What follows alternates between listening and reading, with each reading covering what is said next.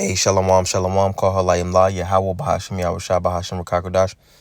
This is a definition, human categorization, more specifically known as race. It says a race is a categorization of humans based on shared physical or social qualities into groups generally viewed as distinct within a given society.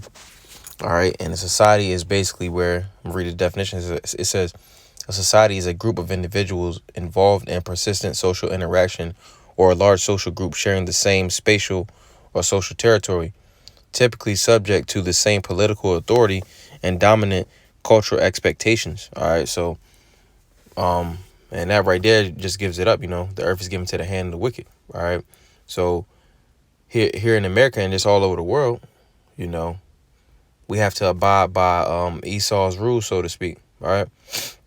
So in his society, in his world, more specifically, he got certain types of rules and groups, that he has placed in his world, and he came up with race categorization around like the 17th century. If I'm not mistaken, the guy's name was Johann Blumen or something like that. Let's see if we can get that.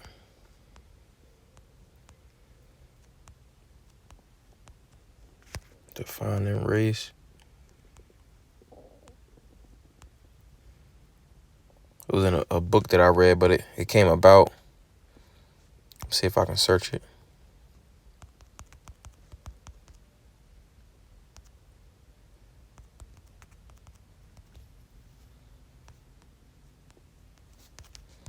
All right, now I can't get it, but nevertheless, we can keep going. But it says the term was first used to refer to speakers of a common language, then to denote national affiliations. By the 17th century, the term began to refer to physical phenotypical traits. All right, and that just breeds confusion because you are what your dad is. All right, no matter what type of nose you got, Now, Jake does have similar traits, but you are what your father is. All right. And basically in that, you can have an Edomite that has a nose that looks like Jake's. So that blows that whole theory up, because again, you come from your father.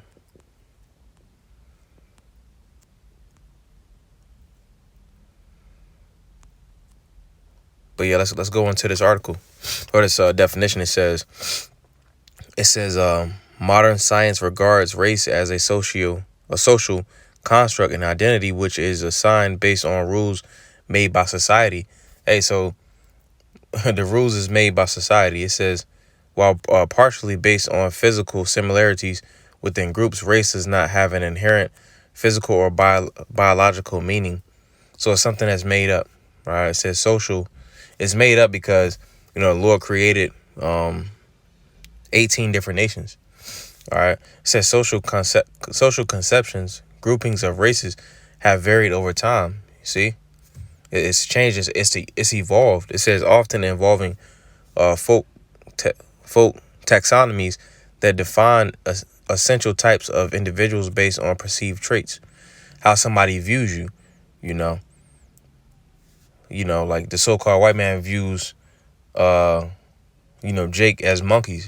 Things like that. It says today, scientists consider such biological essentialism obsolete and generally discourage racial explanations for collective differentiation in both physical and behavioral traits. All right. I'm going to read that again. It says today, scientists consider such biological essentialism obsolete and generally discourage racial explanations for collective differentiation in both physical and behavioral traits. So they discourage it because that don't show you who you are as a person, how you look and how you act, necessarily. It says even though there is a broad scientific agreement that essentialist and typological conceptions of race are untenable. All right, I'm going to this word essentialism is a view that objects have a set of attributes that are necessary to their identity.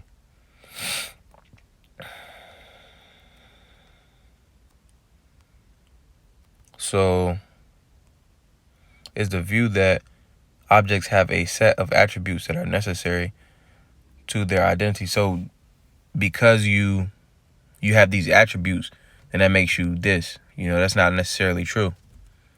All right. Going into because you are what your dad is, but just because you have blonde hair and blue eyes don't make you necessarily a Edomite. All right. And vice versa. If you got a bigger nose, and bigger lips, it don't mean you Jake. It says, even though there is a broad scientific agreement that essentialist and typological conceptions of race are untenable, scientists around the world continue to conceptualize race in wildly differing ways. Just going into that evolution, that's why it's always changing. It says, while some researchers continue to use the concept of race to make distinctions among fuzzy sets of traits or observable differences in behavior, others in the scientific community suggest that the idea of race is inherently naive or simplistic, which it is. But ultimately, it was made to deceive. It says, still others argue that among humans, race has no taxonomic significance because all living humans belong to the same subspecies, Homo sapiens sapiens. All right. Since the second half of the 20th century, the association of race with the discredited theories of scientific racism has contributed to race becoming increasingly seen as largely a pseudo-scientific system of classification. Although still used in general context, race has often been replaced by less ambiguous and loaded terms, populations, peoples, ethnic groups, or communities depending on context. All right. So a pseudo-scientific system, basically false. It says practices. Pseudoscience consists of statements, beliefs, or practices that claim to be both scientific and factual but are incompatible with the scientific method. Pseudoscience is often characterized by contradictory, exaggerated, or unfalsifiable claims, reliance on confirmation basis than rigorous attempts at refutation. It says a lack of openness to evaluation by other experts, absence of systematic practices when developing hypotheses, and continued adherence long after this pseudoscientific hypotheses have been experimentally discredited. So basically, the latter part of that, just going into it in a nutshell, says continue adherence long after the pseudoscientific hypotheses have been experimentally discredited. So they sticking to even though it's been debunked, they still sticking to it. That's pseudoscience. It's not, it's not true. The only true way, is the scriptures, and the Lord created true understanding, the true science, which going back into he created the nations. There's no scientifical way that Esau can get everything down to a T to where he's being like the Lord. He can't make his own. Well, he made his own, but that's not everyone's true identity,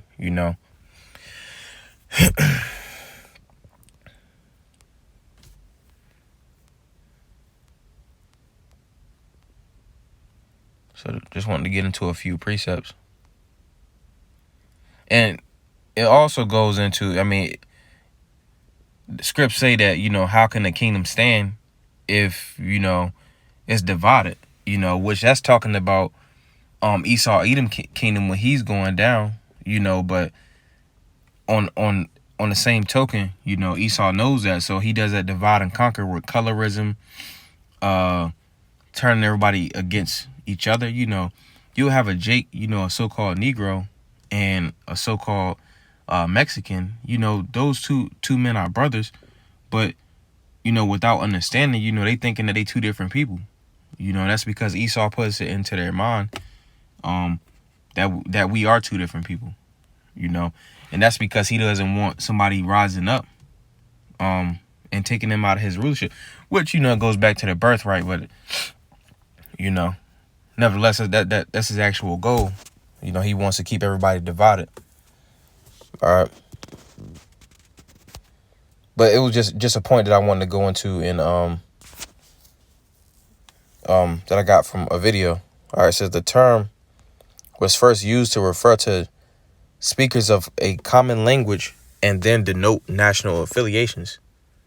All right, so a nation is a community of people formed on the basis of a combination of shared features such as language, the Hebrew, history, ethnicity, and culture or territory. Ethnicity is a grouping of people who identify with each other on the basis of shared attributes that distinguish them from other groups. The law, statutes, and commandments. All right. Culture. Beliefs, customs, laws, arts, knowledge, habits, social behavior. All these are things of the nation of Israel. All right. And the brother, or the bug out on the other side, the brothers was doing they was camping, and the bug out said, which he'll be destroyed if he doesn't repent, but he said that the Lord, how can you say the Lord is racist? And the Lord is technically will be racist, all right? Because race goes into, as we just got, a race is a categorization of humans based on shared physical or social qualities into groups generally viewed as distinct within a given society, all right? Which in this society, Esau Edom society, he made race something else, but we're going to keep going. It says the term was first and foremost used to refer to common speakers of a common language, then to denote national affiliations.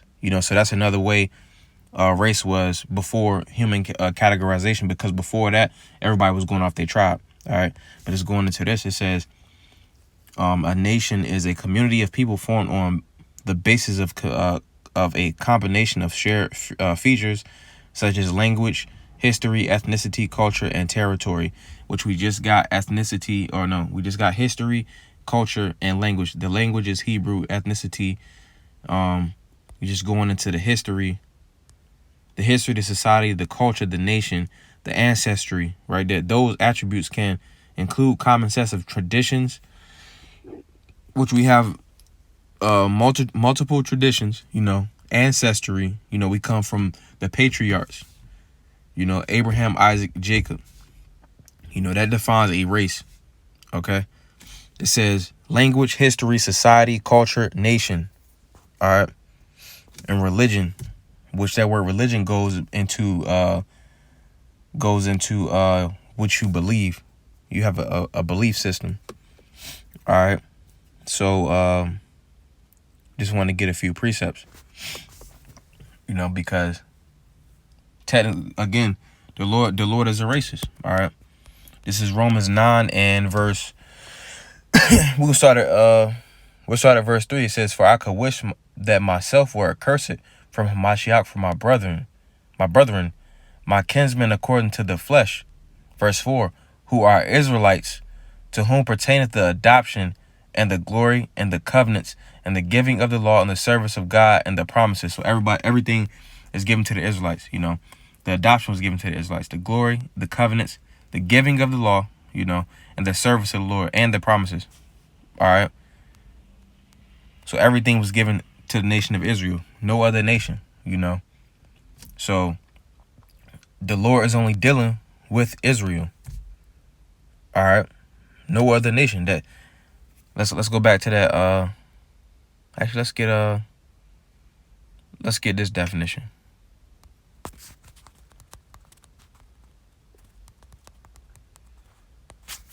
It says a person, prejudice against or antagonistic toward a person or people or on the basis of their membership in a particular racial or ethnic group, typically one that is a minority or marginalized.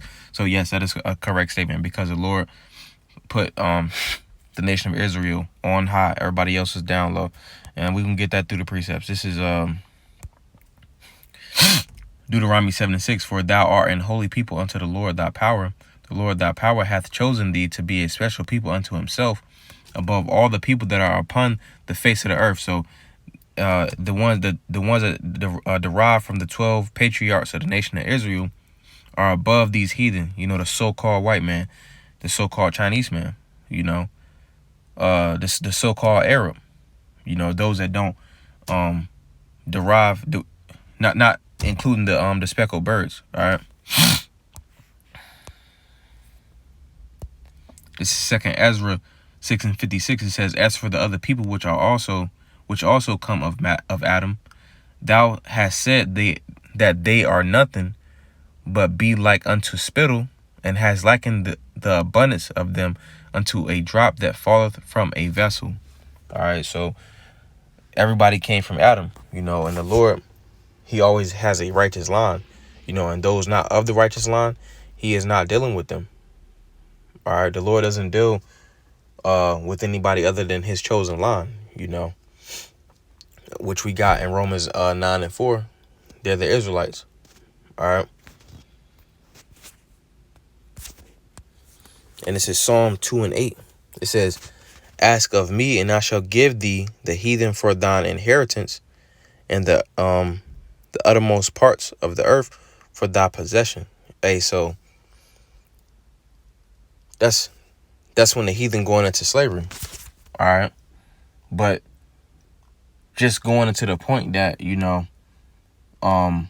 nation of Israel isn't going to be in servitude to the nation of Israel, so that shows that the Lord is not dealing with these other nations, and we can go to the next verse. It says, thou shalt break them with a rod of iron, thou shalt dash them in pieces like a potter's vessel. It's going into that brutal slavery. We went through slavery, 500 years, but this is going into the 1,000-year period. Just showing the hatred that the Lord has, for Esau, Edom. He's going to go through his 1,000 years of slavery, and he's going to be wiped out. But after that, the heathen are going to get their lands back, but they're going to be under the Israelites. All right, because all the promises, everything that was promised in the kingdom is going to the Israelites. All right. Let me see. But yeah, that was all I wanted to go into. Lord willing, that was edifying. Call her Layim La. Yahweh Ba'ashem Yahweh Shah Ba'ashem Kakdash. Shalom.